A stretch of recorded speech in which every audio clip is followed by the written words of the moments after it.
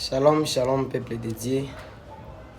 Nous sommes là et nous rendons l'honneur, la gloire à notre Seigneur Jésus-Christ pour la protection qu'il porte sur nous. Nous voulons parler de sa part encore une fois. La fois passée, on était en train de parler sur les témoignages du Christ et de tous les chrétiens, ceux qui portent le nom du Seigneur Jésus-Christ et le jugement final. On a parlé qu'il existe deux sortes de jugements. Le jugement qui se passe quand tu meurs et le jugement final quand le diable et ses acolytes, mais aussi les païens et les chrétiens hypocrites, quand eux tous seront jetés dans la Gehenna, le jugement final. Parce que quand tu meurs, tu n'es pas directement dans la Gehenna parce que la Gehenna n'est pas encore ouverte. Quand tu meurs, tu es jugé. On a donné le verset de Hébreux 9, 27 qui dit quoi?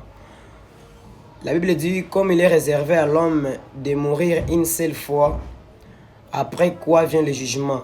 Là, c'est le premier jugement.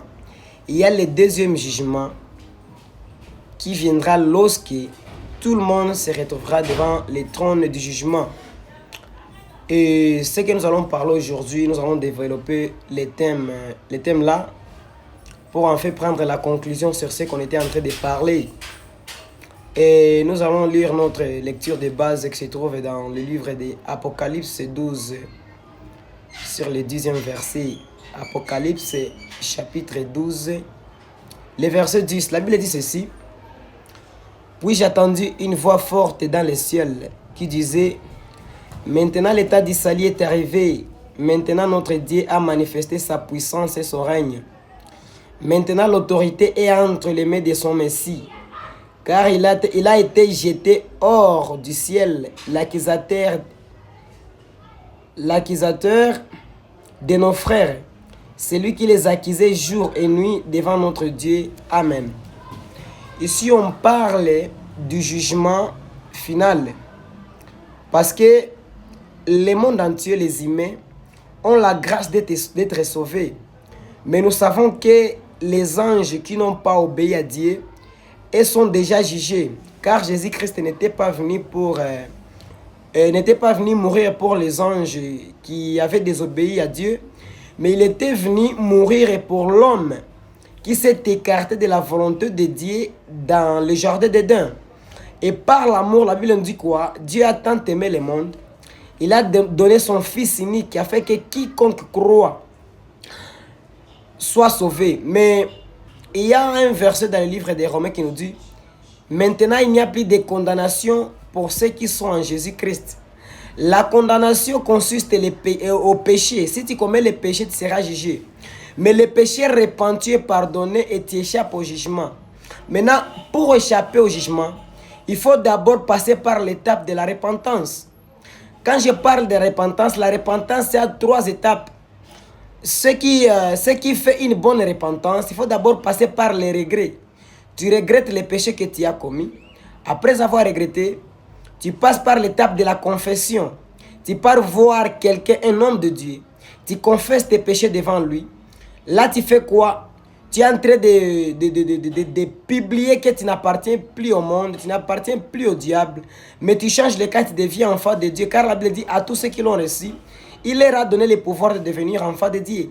Et Christ lui-même que nous avons reçu nous dit quoi? Nous dit dans le livre de Luc 13, si vous ne vous repentez pas, vous périrez tous également. Cette prédiction consiste au jugement.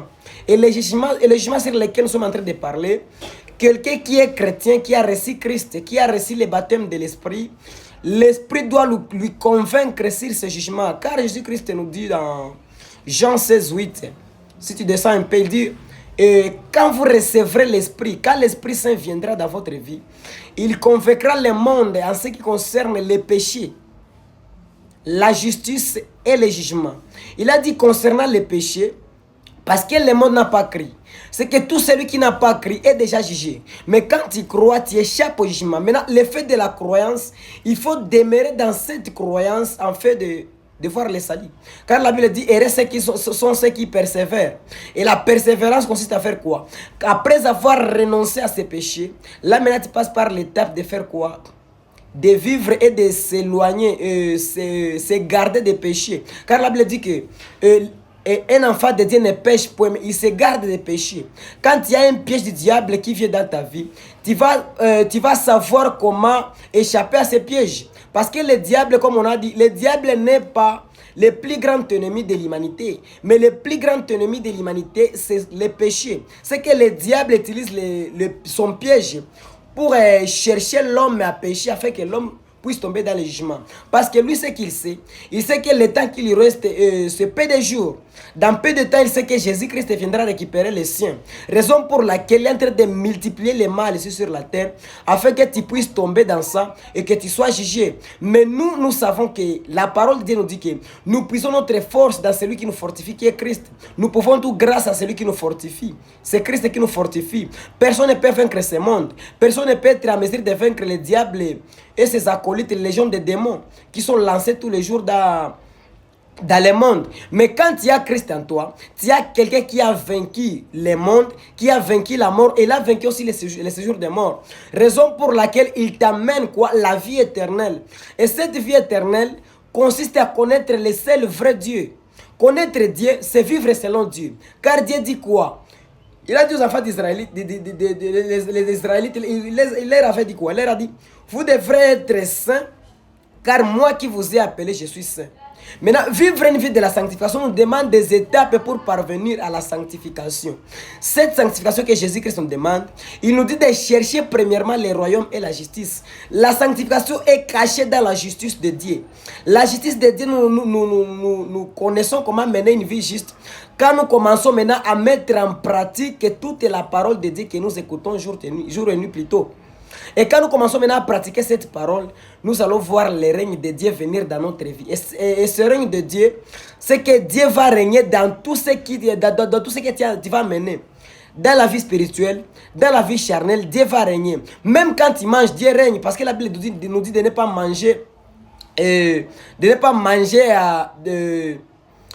pas manger beaucoup. Il faut avoir la maîtrise de soi dans tout ce que nous faisons. Et rappelons-nous que la maîtrise de soi se trouve parmi les fruits de l'esprit. Et quand tu as ces fruits de l'esprit, là, toute ta vie, tu vas donner au Seigneur.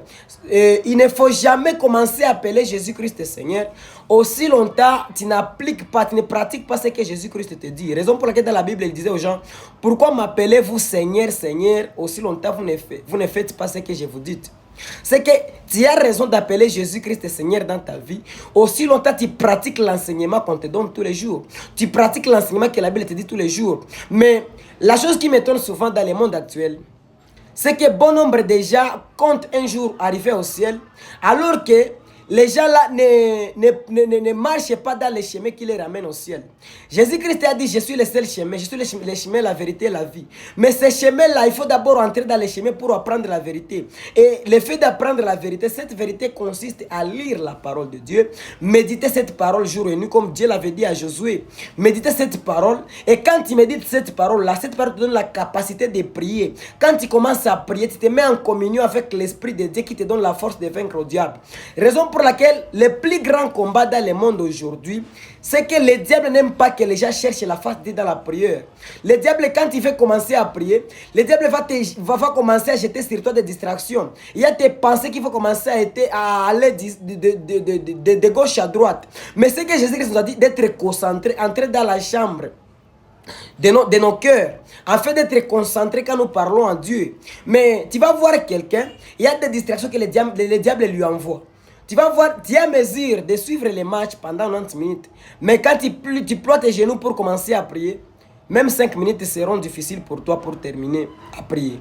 Mais laissez-moi te dire quelque chose. Pour mener une vie de la sanctification, il faut avoir des vies. La vie de la parole de Dieu, lire et méditer la parole de Dieu, mais aussi la vie de la prière. Avec ces deux vies-là, tu vas vivre la sanctification parce que la Bible va t'orienter ce que tu vas faire et ce que tu vas abandonner pour échapper au jugement final. Parce que le diable, s'il lance des pièges dans le monde, c'est pour en fait être jugé avec lui et finir dans la Gehenna. Que Dieu vous bénisse et que cette parole, vous puissiez la pratiquer et partager aux membres de la famille et aux amis, afin que l'évangile puisse conquérir le monde entier. Amen.